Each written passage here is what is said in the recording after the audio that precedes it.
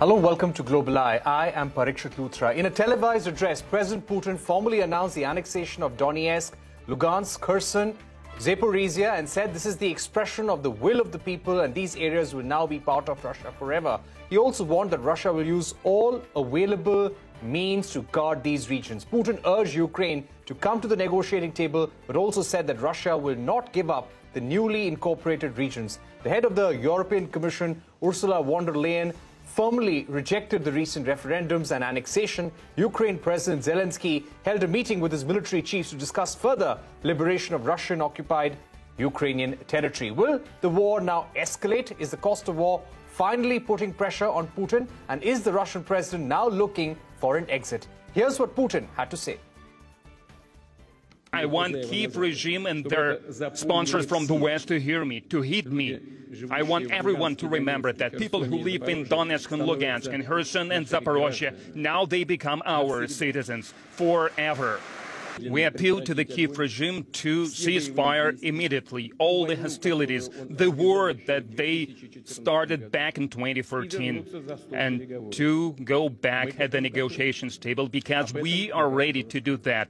And we have said that on many occasions, but the choice of the people of Donetsk, Lugansk, Zaporozhye and Kherson, we are not going to discuss that. The choice was made and Russia will not betray this choice. All right, let's go across to Ugo Astuto, Ambassador of EU to India. Ambassador Astuto, thank you very much for joining us. How do you react to what Putin said in terms of annexing 4 areas of Ukraine, saying that he's going to defend them with all he has? Well, look, we reject and condemn this illegal annexation.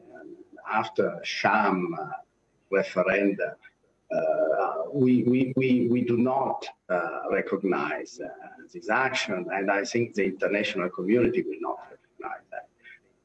And these are signs of failure, of fear, of desperation on the side of President Putin. What he sees is war of aggression failing, and he's now trying to escalate and intimidate. But we shall not be intimidated.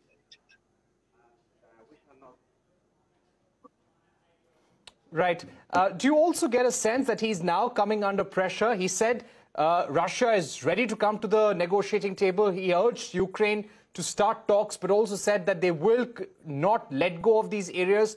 Do you somehow feel that the pressure is now getting to President Putin? Well, I think the facts on the ground speak for themselves. The war has failed in all its objectives. And we have also seen in the past couple of days the reaction of almost 200,000 Russians, most of them well-educated Russians. They are voting with their feet.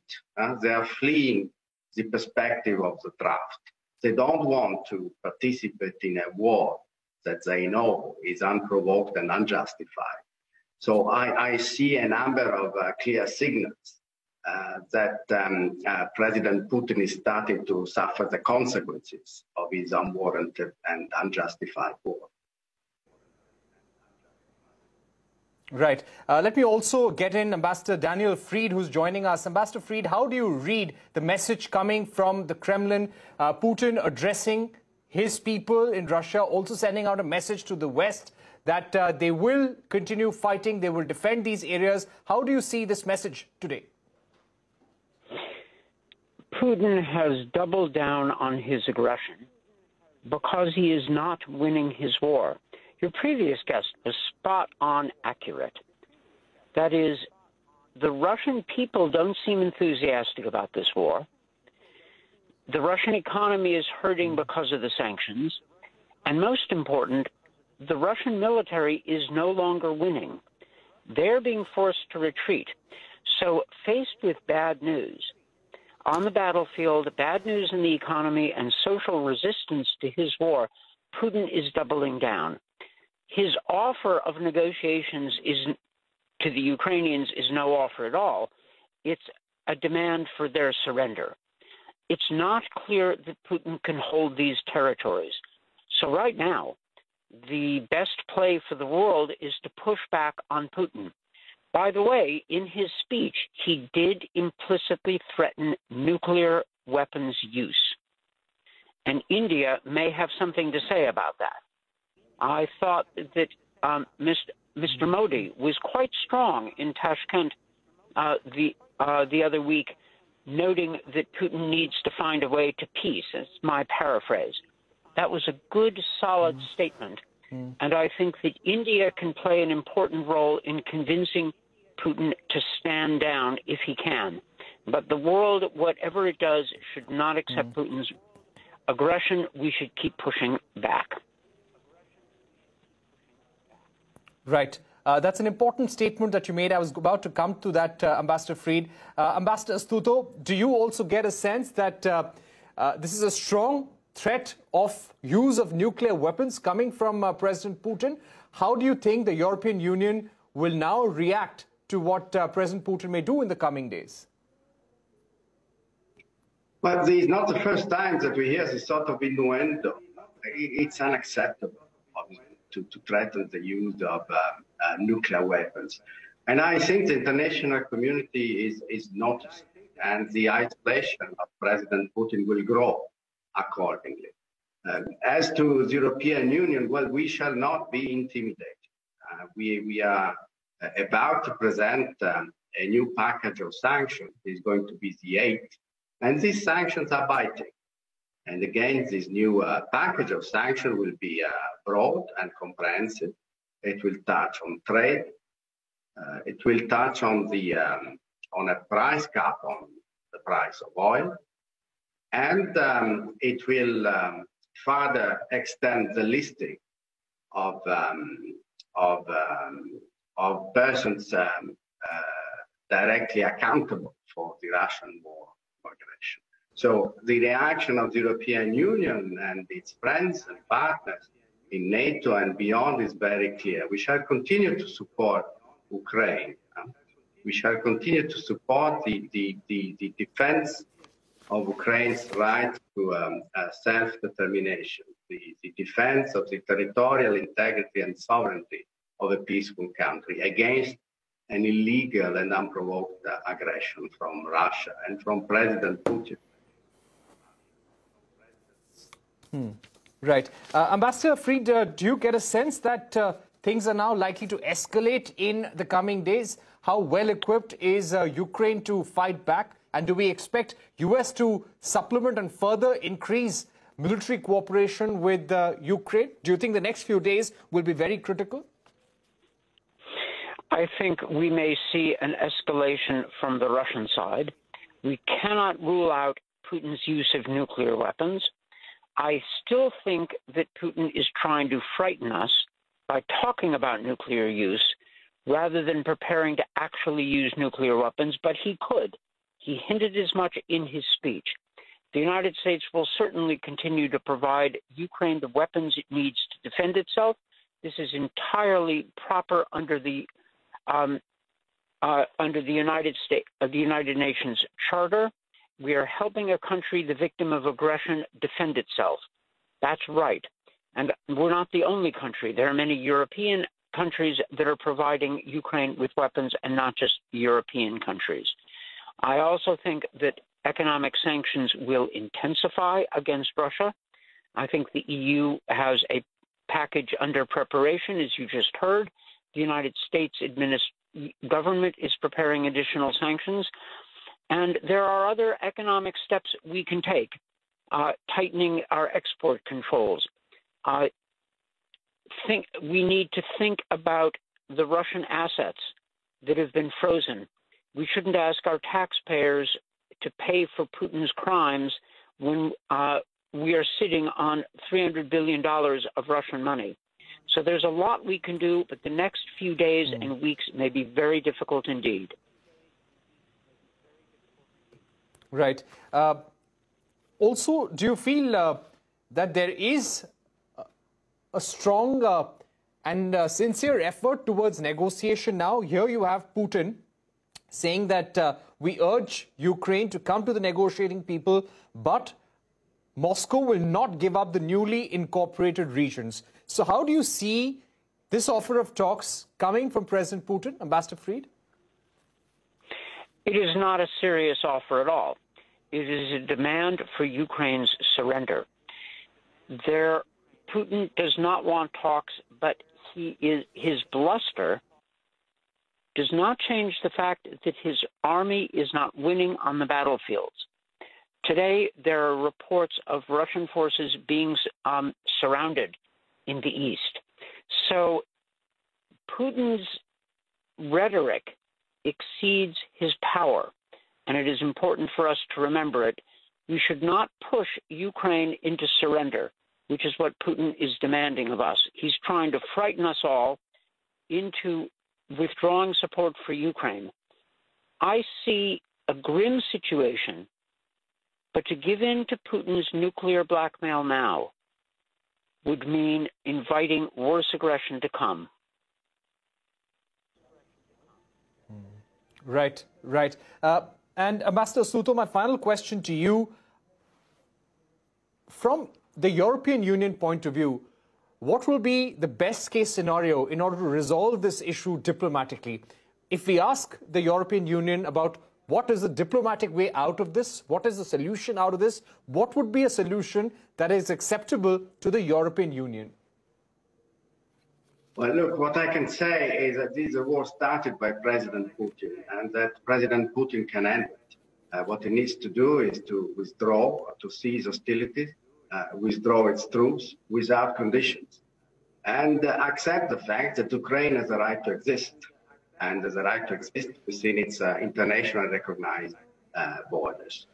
Again, we see that this war is extremely unpopular in Russia. The people do not have the right to express their dissent. Demonstrations are repressed. But we see the crowds of Russians fleeing towards the borders to avoid to be engaged in this unjust aggression. I think that's very significant. Right. Ambassador Fried, to just come back to you once again, is the U.S. Does the U.S. have a clear strategy now when it comes to dealing with President Putin? Now that the speech has been made by the Kremlin, what will be some of the next possible steps which we could see from the Biden administration? I think we will see today, in the next few hours, a denunciation of the speech and a reaffirmation of U.S. support for Ukraine in its fight, really, for its national existence. I'm fairly confident we'll see that reaction within the coming hours. More broadly, I think you will see publicly announcements of our intention to continue supporting Ukraine militarily and intention to increase the economic pressure on Russia. I think privately you will also see the Americans talking to major democracies and nuclear powers. I think they will speak with India, and I think they should, about sending the message to Putin that use of nuclear weapons will result in a very strong reaction from the world, not just the United States, not just the West. I think Putin needs to hear the message from responsible countries that the use of nuclear weapons is not open to him. That's a tough message, and it needs to be delivered by all of us. Right. All right. Thank you very much, Ambassador Fried and Ambassador Astuto, for joining us here on Global Eye. We are going to take a short break, but when we return, we are going to be discussing the Brazilian election. There has been a lot of violence and tension in the run-up to the election. Remember, Jair Bolsonaro is lagging behind in the opinion polls, and there is a possibility that he may not go out easily if voted out. We'll get you more on that presidential election on Global Eye after a break.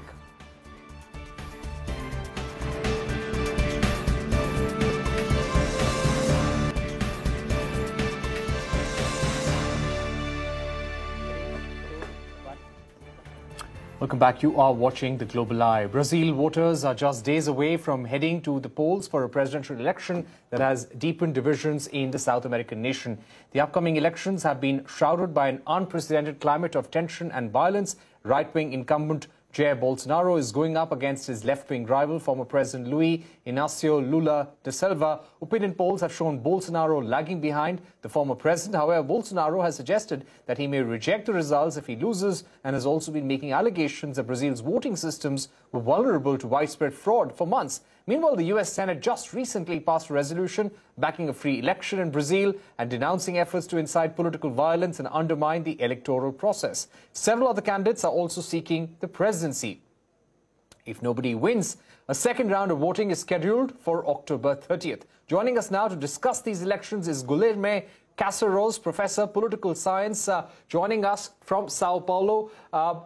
Guilherme, if I would ask you about the violence, tension that has been on in Brazil over this election, what is your sense? If voted out, will Bolsonaro go quietly? Oh, thank you for having me. Bolsonaro will most definitely not go quietly, and that's what really concerns most Brazilians right now. He has repeatedly stated that he's not going to accept the election's results. He has summoned his supporters to take the streets in case Lula wins, because he refuses to accept the idea that Lula might win over him in these elections, since Lula is seen as a corrupt on his side by his supporters. So I think that this defeat is going to bring a lot of turmoil to the streets, at least for a couple of days or weeks after the election's results, in case Lula wins.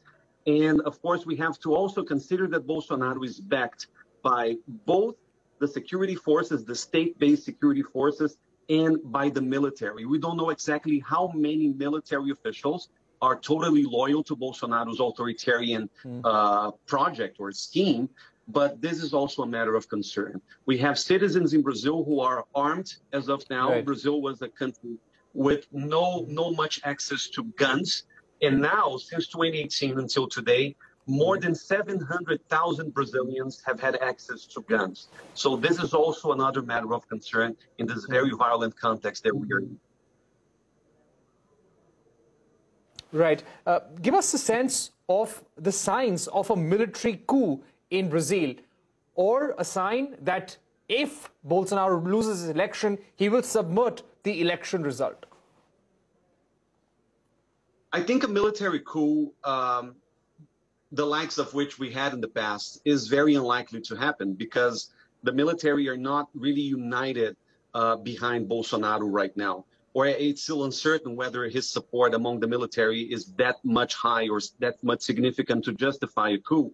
But what we can see, though, is a situation very similar to the one that we saw in the United States on January 6, 2021. Supporters of Bolsonaro trying to invade public buildings, trying to threaten Supreme Court ministers, justices. So I think that the scenario is more likely to be one of violence rather than one of full democratic breakdown.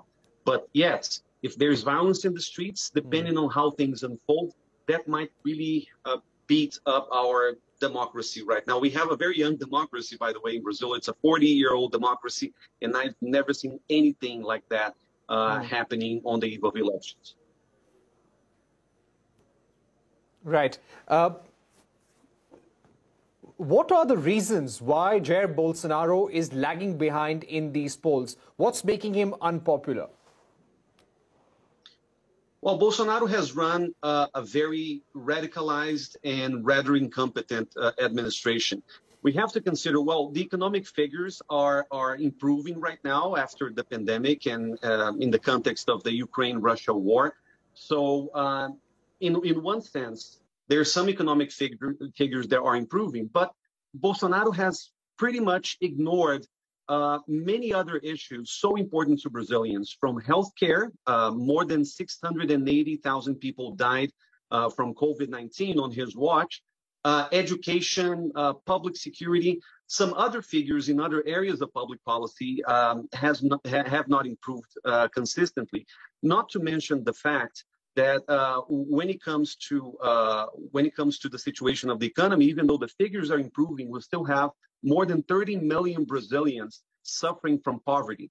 So this is also something that we have to consider. So Bolsonaro has stagnated at some 35% of voting intentions in recent polls, while Lula, who can capture that effective memory from the past, Lula ran a very successful government until 2010. So I think that also makes the difference when Bolsonaro and Lula get face to face. People remember of the good old times of the Lula administration very fondly, because the economy was doing better and Brazil was in a much better global position as well.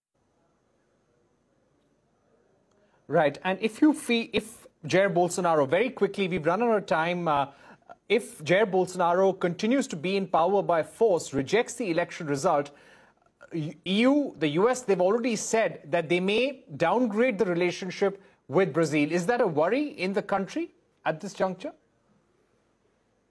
I think that not so many people are worried about the military coup per se, so that's the reason why we sort of assume that there will be no international backing to Bolsonaro's authoritarian scheme in case it happens. So I think that most governments around the world, they are just sitting back and waiting for the next administration to take office. And even though the possibility of an executive takeover or a breakdown is of concern, that's certainly not the priority of most governments abroad. Right. We've run out of time, but Guilherme Casarões, thank you so much for joining us here on Global Eye, giving us your view on the tense election in Brazil at this point.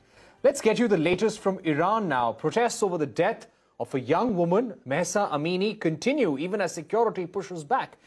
Iranian President Ibrahim Raisi said her death has saddened all, but the government cannot allow the ongoing chaos disrupting peace in the society. Radhika Udas...